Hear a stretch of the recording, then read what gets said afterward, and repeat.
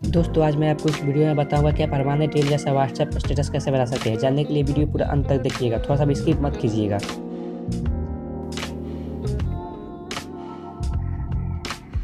Media select कर लीजिए। Media select करने के बाद आप इसे 30 सेकंड तक बढ़ा लीजिए।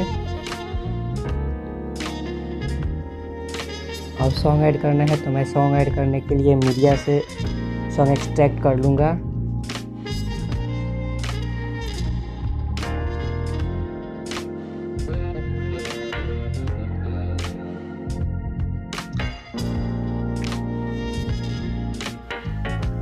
हम लोग टेक्स्ट लेंगे तो टेक्स्ट लेने के लिए लेयर पे क्लिक कीजिए। लेयर पे क्लिक करने के बाद टेक्स्ट पे क्लिक कीजिए और आपको जो भी टेक्स्ट लेना है वो ले लीजिए। इसके बाद नीचे जाइए और इसका शैडो को ऑफ कर दीजिए।